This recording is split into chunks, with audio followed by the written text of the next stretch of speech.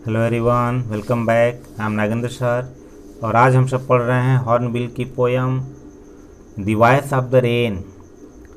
The voice of the rain के poet का नाम वाल्ट विटमैन है।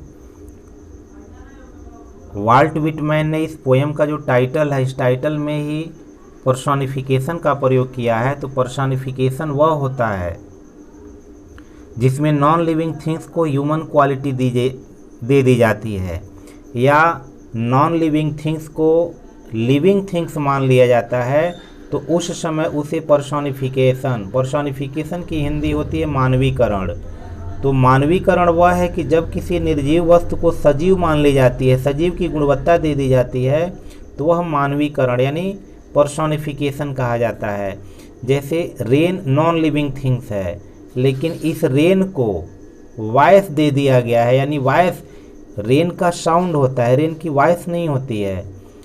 जब रेन बरसती है तो उस समय यह खुद आवाज़ उत्पन्न नहीं करती है, बल्कि किसी तल से जब टकराती है तो आवाज़ उत्पन्न होता है। तो रेन साउंड उत्पन्न करता है, न कि वॉइस। लेकिन रेन की वॉइस के बारे में बताया गया है, इसलिए यह पर्सोनिफिकेशन है।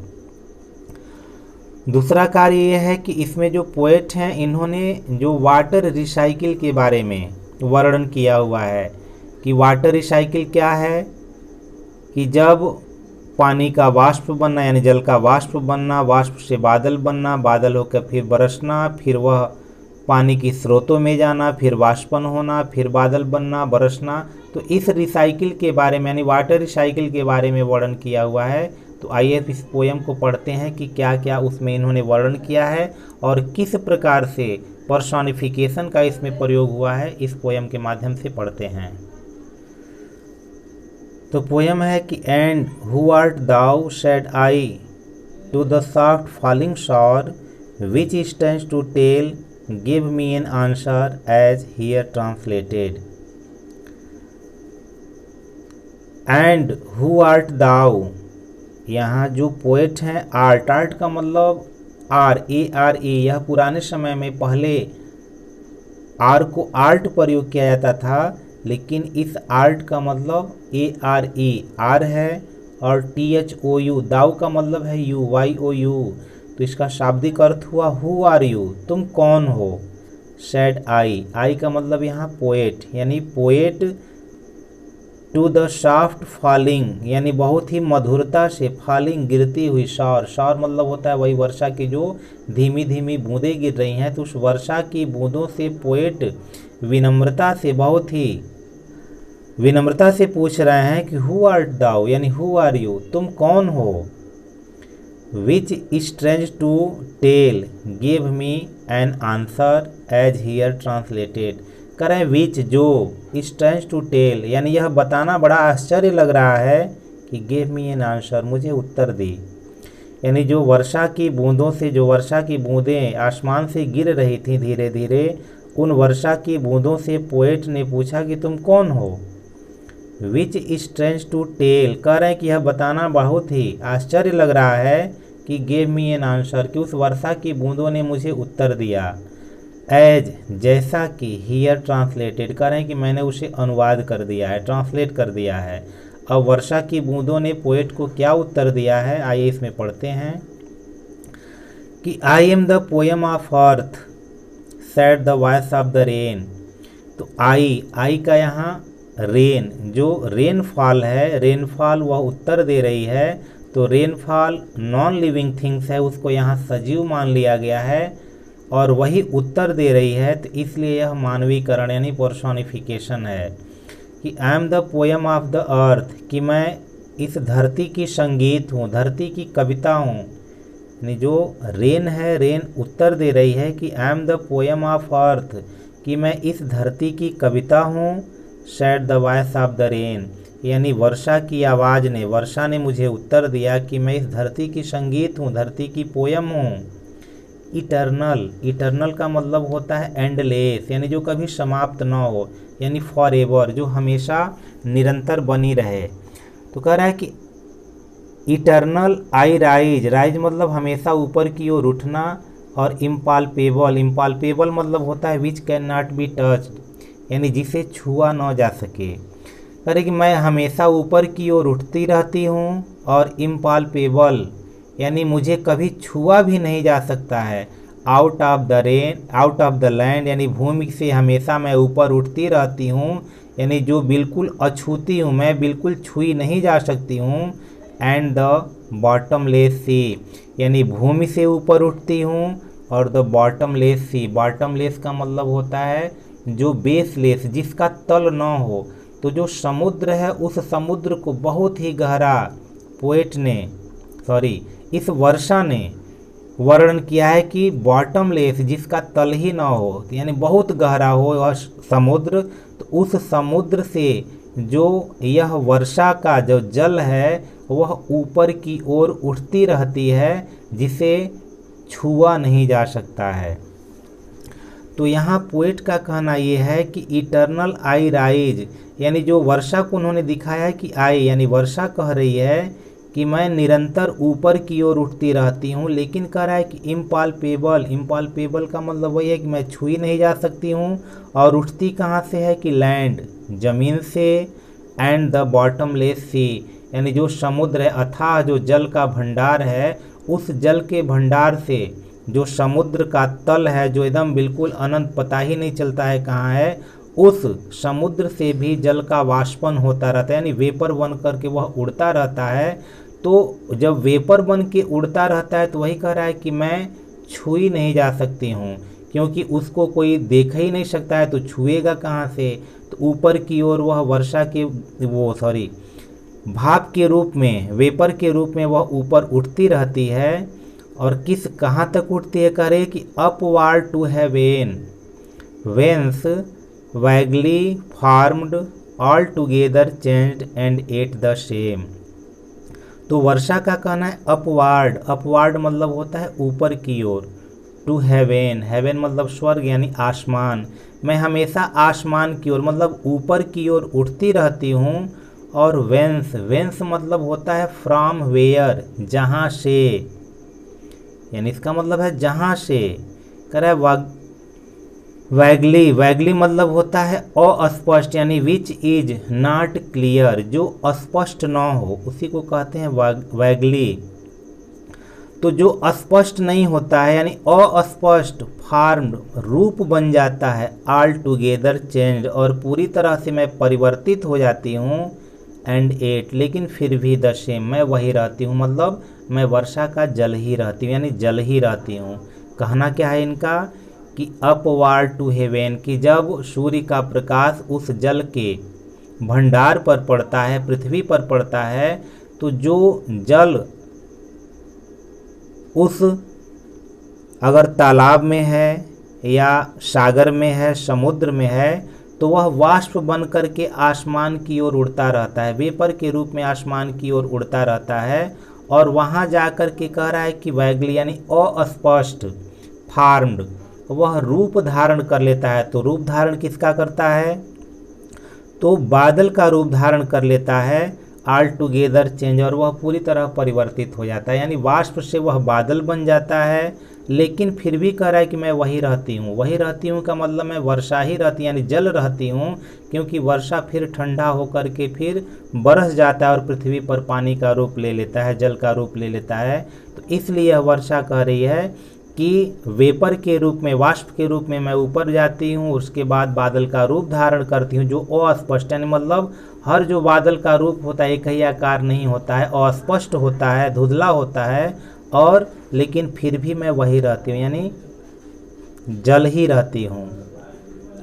फिर आगे कहना है कि I descend to leave the droughts atomies dust layer of the globe. करिए आई डिसेंड मतलब होता है उतरना, नीचे की ओर उतरना। टू लेव का मतलब होता है वाश, यानी धो देना, चाहे वेट, गीला कर देना, नहला देना। द ड्राट्स जितने भी सूखे हैं, अब क्या सूखे हैं, एटमीज यानी जो टाइनीएस्ट पार्टिकल होते हैं, छोटे से छोटे जो कण होते हैं, उन्हें कह रहा है कि जैसे वर्षा होती है, यानी आई डिसेंड, जब बादल बन जाती है, बादल बनने के पश्चात जब वर्षा होती है, तो उसी को यहाँ कह रहा है कि डिसेंड, जब मैं उतरती हूँ तो लेव मतलब वही गीला कर देना। तो जैसे ही वर्षा की बूंदें पृथ्वी पर गिरती है तो पृथ्वी पर गिरने पर वह गीला कर देती है। किसको करा है? ड्राट्स, जो भी सूखे पड़े होते हैं। अब क्या सूखे पड़े होते हैं? करा एटमीज, यानी जो भी छोटे छोटे पार्टिकल होते हैं, कण होते हैं, उन कणों को यह गीला कर देती है। Dust layer of the globe यानी पृथ्वी, डस्ट धूल, लेयर मतलब परत, यानी जो भी पृथ्वी की ऊपरी जो परत है जो बिल्कुल धूल से भरी रहती है, उसको कह रही है वर्षा कि जैसे ही मैं नीचे आती हूँ इनको मैं गीली कर देती हूँ। यानी छोटे से छोटे जो धूल के कण हैं या पृथ्वी के ऊपर का जो धूल का बना हुआ जो परत है, उस परत को मैं पूरी तरह से गीली कर देती हूँ। आगे फिर है कि and all that in them without me were sheets only latent unborn. फिर आगे कहना है कि एंड ऑल, और सब के सब, that in them without me, मेरे बगैर, वर सीड्स, बीज के ही रूप में रह जाते, ओनली केवल, कि जब किसान अपने खेतों में बीज बोता है तो उसमें सिंचाई की आवश्यकता होती है। तो इस वर्षा की बूंद कह रही है कि जब मैं पढ़ती हूँ, अगर मैं नहीं पढ़ती तो यानी विदाउट मी, मेरे बगैर, वर सीड्स ओनली, वह केवल बीज बनकर रह जाते, यानी वह अंकुरित नहीं होते, अंकुरित होकर के वह प्लांट के रूप में, पौधों के रूप में परिवर्तित नहीं होते। तो इसलिए कह रही है वर्षा की बूंदें, जब मैं पढ़ती हूँ पृथ्वी पर तो ज़मीन के अंदर, भूमि के अंदर या मिट्टी के अंदर जो बीज पड़े होते हैं उन पर जब मैं पढ़ती हूँ तो वह धीरे धीरे बढ़ जाते हैं, मतलब वे पौधे के रूप में परिवर्तित हो जाते हैं। और दे रहा है लेटेंट मतलब जो छुपे होते हैं, अनबार्न यानी छुपे रह जाते और अनबार्न, और वे बड़े नहीं हो पाते। तो इनका यही कहना है, जो रेन है उसका कहना है कि जब मैं वर्षा के रूप में नीचे आती हूँ, यानी जब मैं बरसती हूँ, तो मैं उन जो पृथ्वी में पड़े हुए बीज होते हैं मैं उन पर पड़ती हूँ, क्योंकि मेरे बिना वह केवल बीज ही रहते। और लेटेंट करा है कि हिडन, लेटेंट मतलब होता है हिडन यानी छुपे हुए, हमेशा ज़मीन के अंदर छुपे रह जाते। और अनबॉर्न यानी अजन्मे रह जाते, मतलब वह पौधे के रूप में परिवर्तित नहीं होते। यानी जब मैं पृथ्वी पर पड़ती हूँ तो मेरे ही कारण जो बीज हैं वह अंकुरित होते हैं और पौधे बन जाते हैं। फिर आगे है and all that in them without, and for ever, और हमेशा, by day and night, I give back life to my own origin. फिर यहाँ जो वर्षा है वह कह रही है कि and all that in they and for ever, day by day and night, I give back life, यानी जो मेरा यह प्रक्रिया है रिसाइकल का, यह दिन रात चलता रहता है। दिन रात चलने का मतलब मेरे वाष्पन होने की जो प्रक्रिया है, यानी जल से वाष्प होकर के ऊपर जाकर के बादल बनने की यह जो प्रक्रिया है दिन रात चलती रहती है, यानी फॉर एवर, हमेशा, बाई डे एंड नाइट, दिन और रात, I give back life to my own origin, यानी जहाँ से मेरी उत्पत्ति होती है उसमें पुनः आकर के मिलती रहती हूँ। फिर यह जो प्रक्रिया यानी रिसाइकिल की प्रतिक्रिया है वह प्रक्रिया चलती रहती है कि वाष्प बनना, वाष्प से फिर बादल बनना, बादल से बरसना, फिर वाष्पित होना, यह रिसाइकिल धीरे धीरे चलती रहती है, यानी दिन रात चलती रहती है। And make pure and beautify it, और कह रहा है कि फिर यानी वहीं पर आ करके जहाँ से ओरिजिन यानी जहाँ से मेरी उत्पत्ति होती है, and make pure and beautify it, फिर वहाँ पर पहुँचती हूँ और उसे प्योर शुद्ध कर देती हूँ, ब्यूटीफाई इट, और उसे बहुत ही पूरी तरह से सुंदर भी कर देती हूँ।